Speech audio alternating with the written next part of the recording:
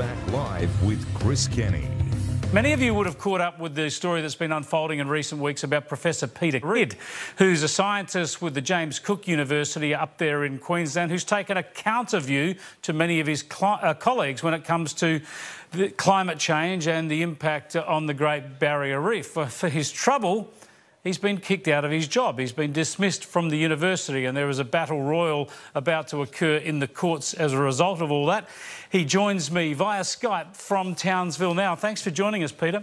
His co-author then was yet another famous climate skeptic, the late Bob Carter, who liked to tell his admirer Alan Jones that man-made global warming was rubbish. Well, there's only two words you can use to describe it. It's a farce and it's a circus. It is. And the sad thing about it is... It's a lie. It's a lie. Yes, and because of the way it is pushed, as you say, in the education system and in the news media, so many well-intentioned people have been sucked in. QUT law student Calum Thwaites had been accused of writing a Facebook post containing the racial slur "nigger," but the Federal Circuit Court found no evidence he was the author. Labor MP Terry Butler repeated the allegation on the ABC's Q&A program, prompting him to seek damages. The pair have now settled, and Ms Butler has apologised, saying there should be no suggestion Mr Thwaites is racist or bigoted.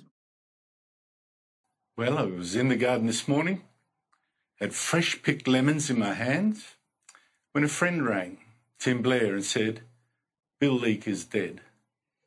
Died of a heart attack this morning. Just 61.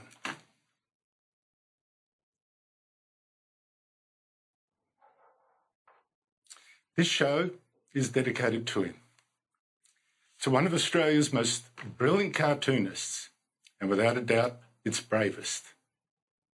And I had to come in and do this show because you need to know that his life, his struggles have been very important to you too.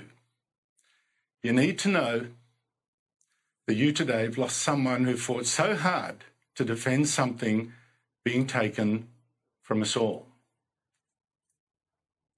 And besides, the people who hounded him to the end, some of whom, celebrating now, must not win.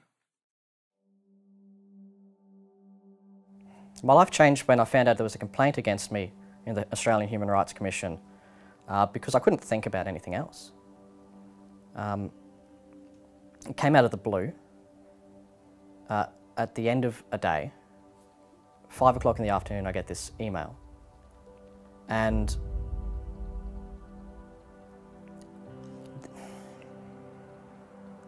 it's a good question. How did it change? Well, let's see.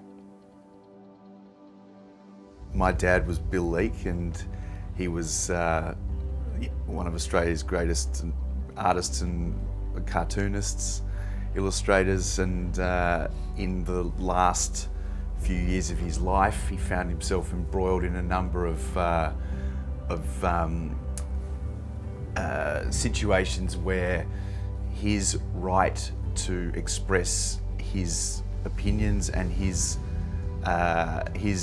ideas of the truth, or as close as he could get to that, he found that under attack, and he found himself at the wrong end of two specific campaigns to basically shut him up. 50% of recently published scientific results are in error. It's a stunning statistic. That's not just me saying, this is the prestigious academies of science are saying this. If you're only using peer review as your main quality assurance mechanism, then, or if an institution is only using peer review, then we can no longer regard that institution's results as trustworthy. And I named a couple, and of course that is what got me into the trouble. And you know, 18 months later, or a year later, this is where we are. The first time he went public by writing an op-ed, opinion piece for the Courier Mail, was in 2002. And it was a very mild piece, but he said the title of it was "Nature, Not Nurture, Will Determine the Future of the Reef." And immediately there was a huge response from the university. The Deputy Vice-Chancellor publicly rebuked him in a letter and said that Bob Carter could have his views on science, but they certainly did not represent those of the university. And that was the first warning that Bob had, sort of, that he was sort of venturing into slightly dangerous waters, because the university is dependent on funding where there are problems in science. Being thrown under the bus is how I would describe what happened. By the university, by the Human Rights Commission, and then finding that, say, the political party that I voted for, Labor, use me as a reason that they should strengthen things like 18C and attack me personally on television. It really made me realise that it's all politics to these people. Well, I was invited to give a talk on the reef, in fact, and then they asked me to write a chapter in a book which is about the effect of climate change on the reef, irrespective of whether it's caused by humans or not. And my position was that climate change is actually probably, or an increase in temperature is almost certainly good for the reef. And then I got into a spot of bother with my university, and the IPA were very good in terms of giving me assistance, a little bit of legal help, and then a lot of moral help, which was hugely, really incredibly useful to me, because when you've been chased by a university, it's nice to know you've got some friends. Finding out that the IPA cared was actually really important. The IPA were, besides the Australian, the first group to show any real interest. The first time I even really found out about the IPA was because they did an event at QUT while the case was ongoing, talking about the case. And I snuck in and sat at the back and listened. And it was touching to see that there were people actually thinking about us, the students, as just that. Kids, embroiled in some political battle that we really shouldn't have been involved in. I know for a fact that to feel like you're not out on your own fighting this kind of fight, but to know that you have the backing of an organisation with the minds as sharp as those in the IPA, brilliant speakers, brilliant commentators, that would have been a massive source of moral support for him. Well, without the IPA's assistance, I think I would have been fired within just a few weeks of the allegations being made against me. I don't have much doubt about that.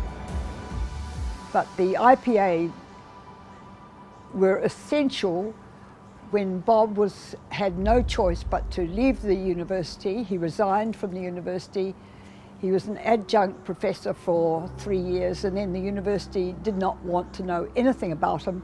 He was too much trouble because he was expressing opinions that weren't contributing to the well-being of the university.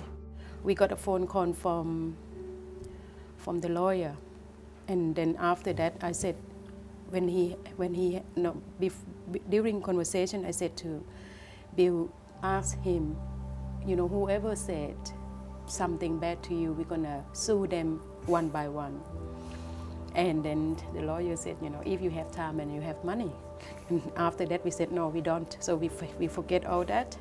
And he just tapped my leg and he said, sorry, darling, since you marry me, all I do is make trouble. But I said, but you make a good trouble. And he just laughed, and from there he just said, you know, then let's create more good trouble. And he said, what the trouble he make, there's so many support because he make a good trouble. And IPA is always just like today, one lady come to us and said, if you need money for this, we will help you. One of the IPA member. I remember on that function that we went, and all of them said, you know, we are here for you, we back you up, and if you need that money to create more good trouble, we are here for you.